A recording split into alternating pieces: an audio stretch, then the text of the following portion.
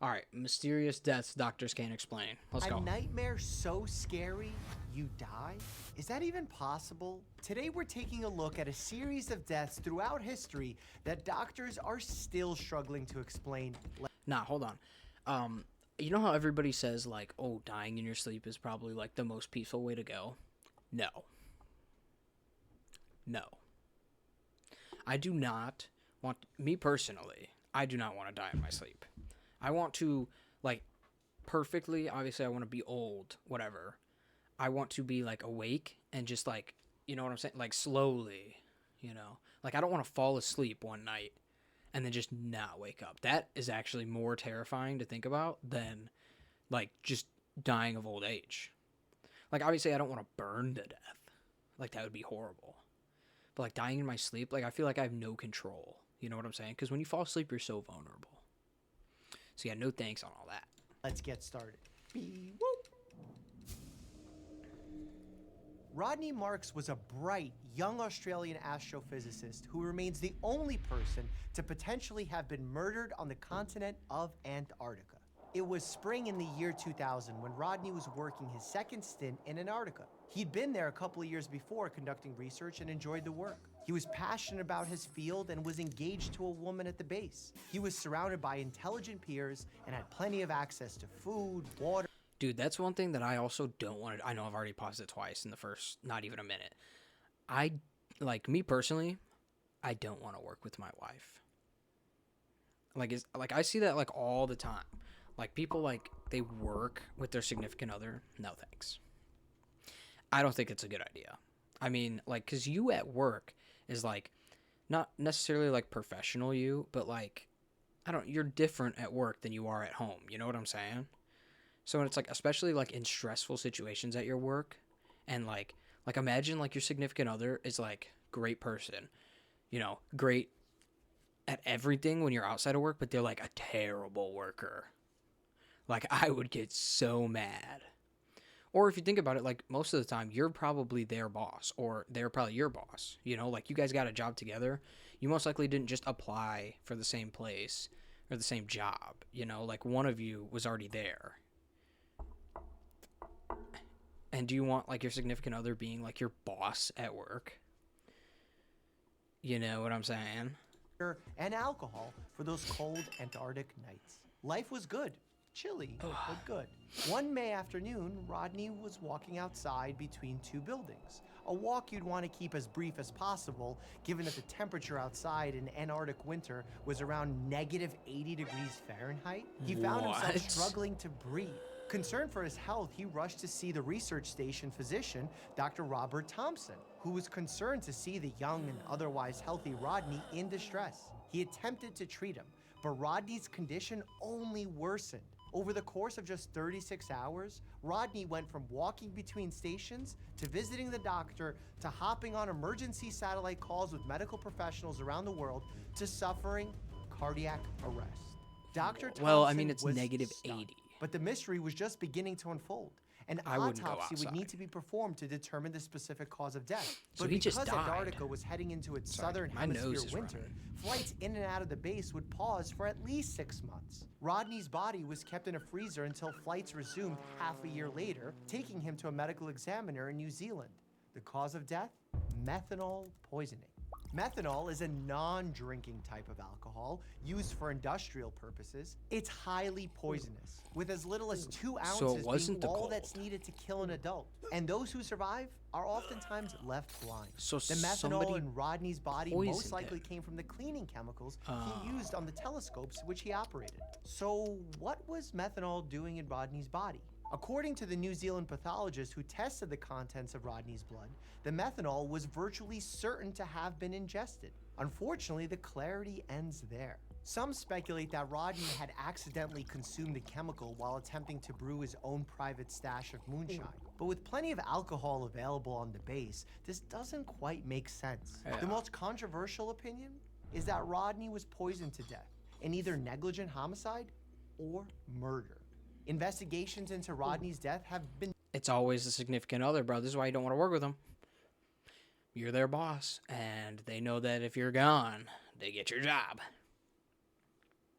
Deeply, deeply complicated. I'm The just research joking. station Rodney was working on was operated by the United States. The actual land the base was on is claimed by the country of New Zealand, a claim the US rejects. Meanwhile, Rodney was an Australian national. The New Zealand authorities spearheaded an international investigation into Rodney's death, but were met with steep opposition by the US intelligence agencies, who refused to share their own findings. Of the 49 people stationed at the base, New Zealand was only able to receive information from 13 of them, with the rest refusing to cooperate. Not to mention, aside from a few sentimental personal effects, Rodney's property and workstation was cleaned out and reset, eliminating any hopes of a fruitful in-person investigation. After years Kinda and years fishy. of digging, investigators concluded that while methanol poisoning is what killed Rodney, how it got inside his body would remain forever unknown. Forever? The infamous So they just poet never and found author out. Edgar Allan Poe published classic works of chilling American literature, such as The Telltale Heart and The Raven. But what happened to Poe was even more terrifying than anything he put on the page, because it was real. It was a dark, rainy October afternoon in 1849 when a man stumbled his way down the street in Baltimore, Maryland. He was filthy. He was deranged. He was, in fact, Edgar Allan Poe. He was also ignored. Strangers passed by, paying little attention to the figure they believed to be a drunken vagrant.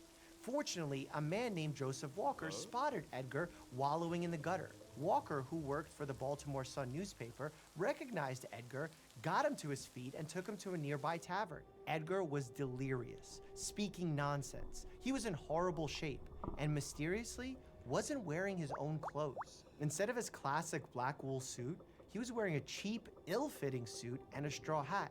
Joseph managed to speak some sense into Edgar and got him to say the name of a local physician, Dr. J.E. Snodgrass. Joseph quickly penned the following letter and sent it off.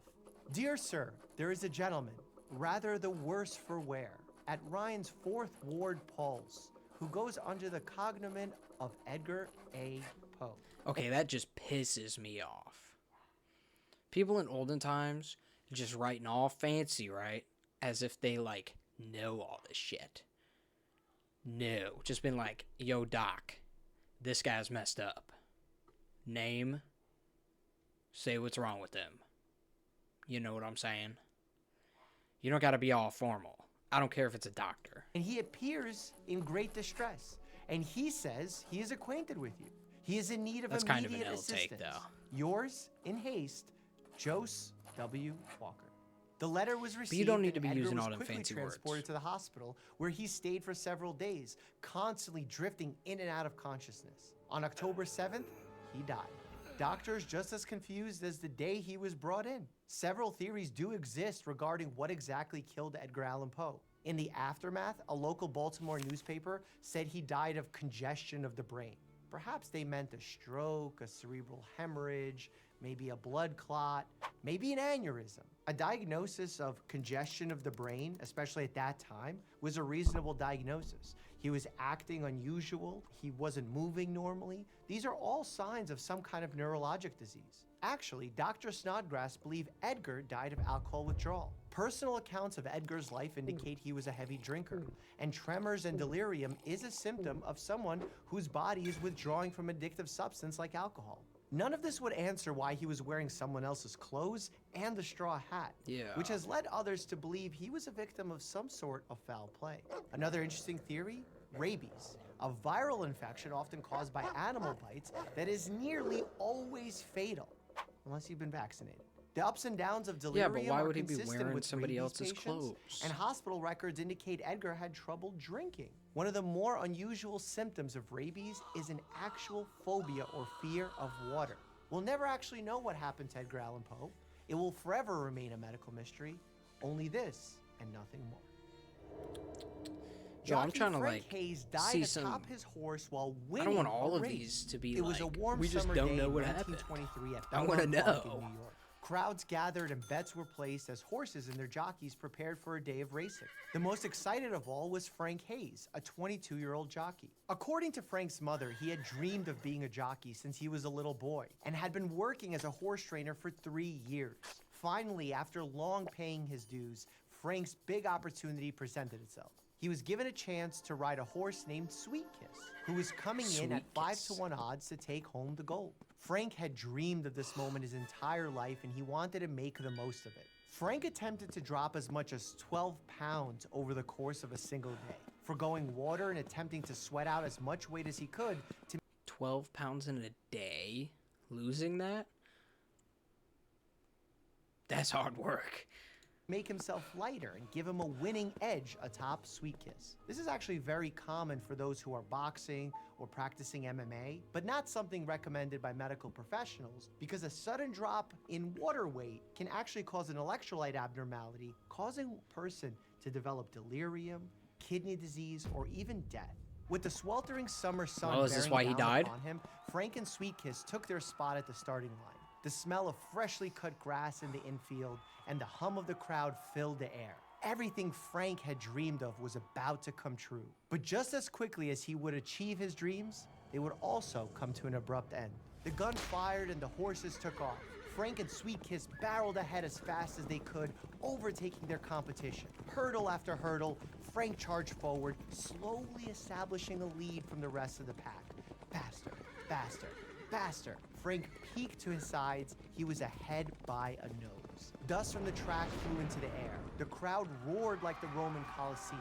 He put his head down and pushed Sweet Kiss even harder. "Run, baby, run," he commanded, as Sweet Kiss inched further and further ahead of the competition. In the stands, children were dancing, women were cheering, men were clutching their betting slips, praying for an underdog payday from... Do any of y'all watch horse racing? But like watch it if you're not betting on it. Like it's got to be somewhat entertaining. I mean, any type of race is entertaining.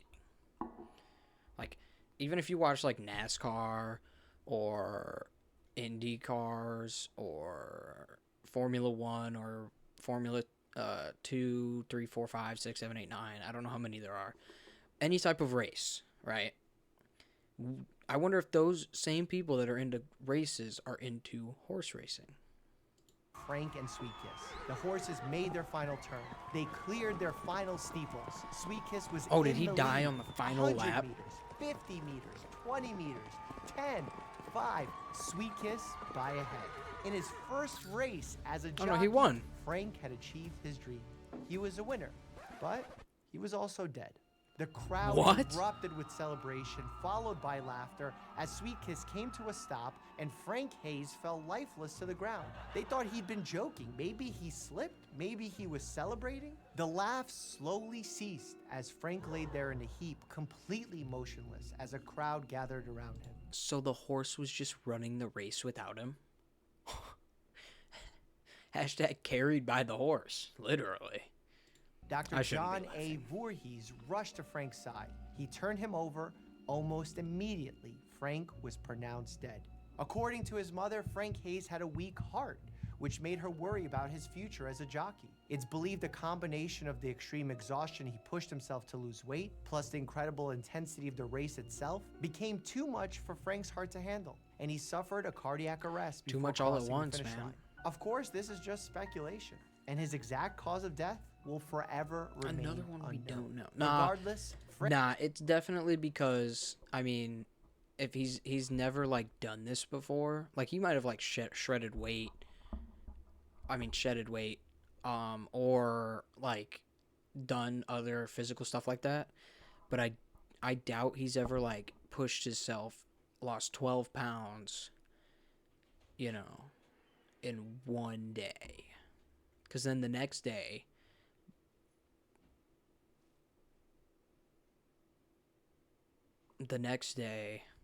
while he's like all hyped up for the race, he's also like reaping the repercussions of what he did the day before. Frank Hayes remains the only jockey in recorded history to win a race while dead. His record stands forever at 1-0. I mean, he's In the 1970s, infinitely unbeatable. the Southeast Asian nation of Laos was embroiled in a civil war. At least he went out mountain winning, you know? society called the Hmong wanted no part of the conflict and sought asylum around the world. 35,000 Hmong made their way to America and started new lives. But for some, the horror they fled back home followed them to the New World. They settled in welcoming cities across the U.S., places like Missoula, Montana, Providence, Rhode Island, and Santa Ana, California. They began the process of picking up the pieces of their lives, getting new jobs, joining new communities, and establishing new identities as refugees looking for peace. It wasn't easy. Very few of them spoke English. In fact, their native tongue had largely not even been written down. This made assimilation into American culture difficult. Unfortunately, the weight became too much for some to bear. Over the next several years, dozens of Laotian refugees, most of them young men with an average age of 33, died in their sleep. Autopsies were performed on the deceased, which led to more questions than answers. Dr. Michael McGee, an assistant medical examiner from St. Paul, Minnesota, where several of the deaths occurred, said the following: "I know what they didn't die of. They didn't die of getting shot in the head, stabbed in the heart, they didn't fall off the roof, they didn't get poisoned, because we did an autopsy, and in each case, we got a big 0. Several of the deaths were witnessed by those living with the deceased. While reports differ amongst witnesses, some claim to have noticed something was wrong with the person as they began breathing abnormally in their beds. Their limbs would go rigid, they would salivate excessively, and were unresponsive 10 to 30 minutes later. They died. How do so many otherwise healthy people from a single community die without any evidence or apparent cause of death? There is one theory: they're nightmares. In the Philippines, it's called Bangingat. In Hmong, it's called Dab Sog. In Western medical textbooks, it's called sudden arrhythmic death syndrome, or an immediate and unexpected cardiac arrest. We know that there's times where in immense stress, the heart can react in a way that it actually stops beating. But why the Hmong?